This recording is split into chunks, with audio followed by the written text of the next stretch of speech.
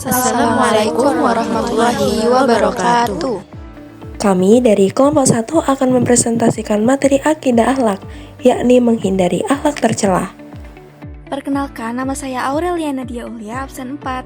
Saya Aurel Cintania Hermawan dari absen 5. Perkenalkan, nama saya Ladia Yahya Hanifah dari absen 13. Perkenalkan, nama saya Raisa Almira Sakif, absen 23. Perkenalkan, nama saya Salsabila Malika Alebranti, absen 24. Dan di sini kami akan membahas 3 subbab.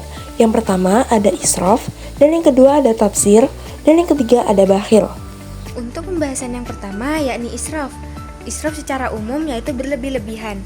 Dalam bahasa Arab disebut dengan kata asrafa yusrifu israfan yang berarti bersukaria sampai melewati batas.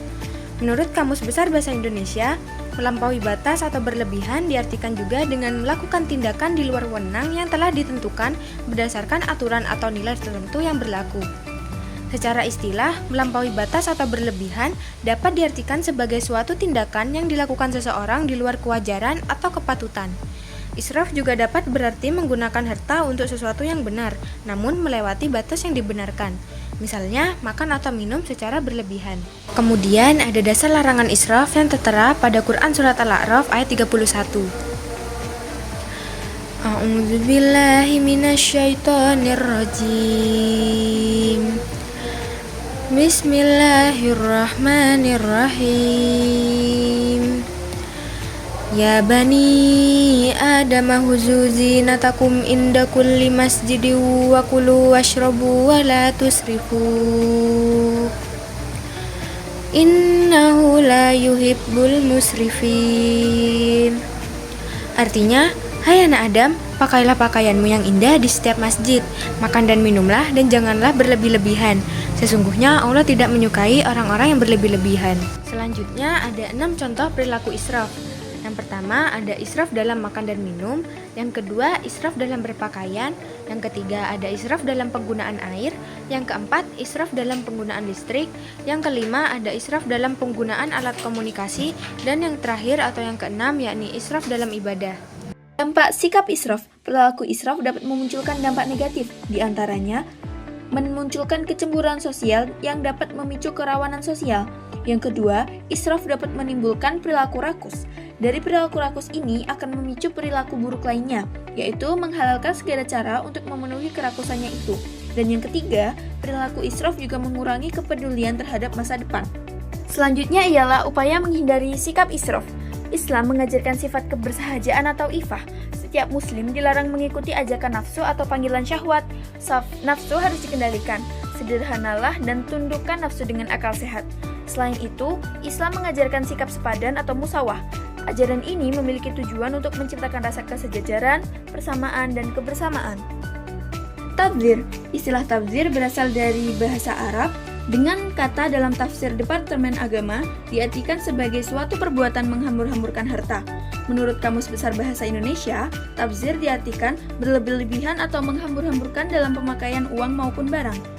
Secara istilah, boros adalah perbuatan yang dilakukan dengan cara menghambur-hamburkan uang maupun barang dengan tujuan untuk memenuhi kesenangan. Tabdzir juga diartikan sebagai menggunakan harta untuk sesuatu yang tidak benar, misalnya membelanjakan harta untuk tujuan maksiat.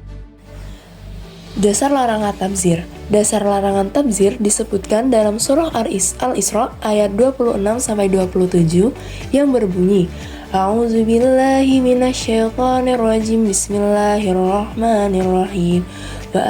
Wa'atizal qurba haqqahu wal miskina wa banas sabili wa la tubazzir tabzira.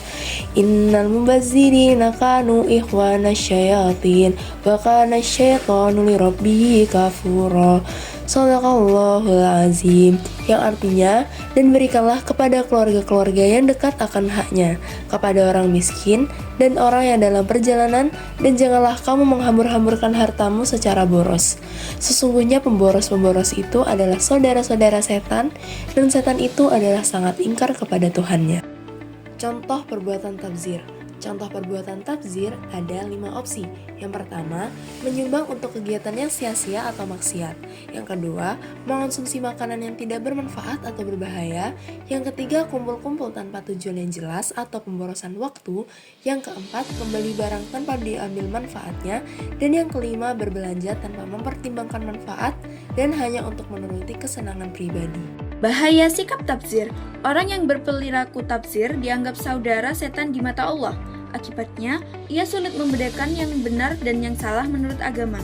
Baginya, yang penting adalah kesenangan, meskipun bertentangan dengan norma sosial, hukum, dan agama.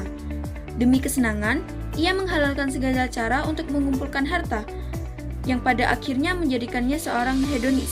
Selanjutnya yaitu bakhil. Bakhil atau kikir ialah menahan harta yang seharusnya dikeluarkan.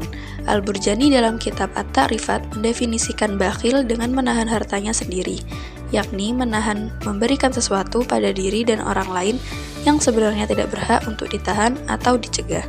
Misalnya, uang, makanan, minuman, dan lain-lain. Dasar larangan bakhil terdapat pada Quran Surat Ali Imran ayat 180 yang berbunyi, Bismillahirrahmanirrahim. Wala yahsabanna alladhi yabghaluna bima atahumullahu min fadlihi huwa khairan lahum bal huwa syarrul lahum sayutawwaquna ma bakhilu bihi yaumal qiyamah walillahi mirasus samawati wal ard wallahu bima ta'maluna khabir. Shadaqallahul adzim. Artinya, jangan sekali-kali orang-orang yang kikir dengan karunia yang Allah anugerahkan kepadanya mengira bahwa kekikiran itu baik bagi mereka. Sebaliknya, kekikiran itu buruk bagi mereka. Pada hari kiamat, mereka akan dikalungi dengan sesuatu yang dengannya mereka berbuat kikir. Milik Allah lah warisan yang ada di langit dan bumi. Allah Maha teliti terhadap apa yang kamu kerjakan. Selanjutnya, contoh perbuatan bakhil.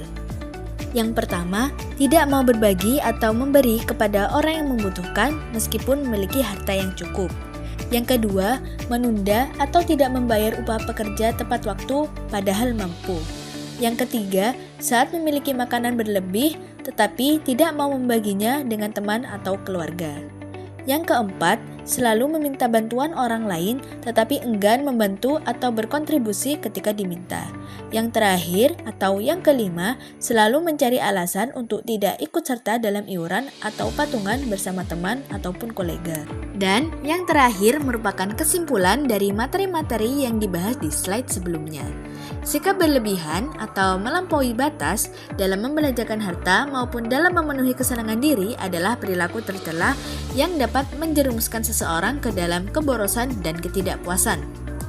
Padahal, Islam mengajarkan keseimbangan dalam mengelola harta, yaitu dengan mencari rezeki secara halal dan membelanjakannya sesuai kebutuhan, tanpa berlebih-lebihan maupun kikir.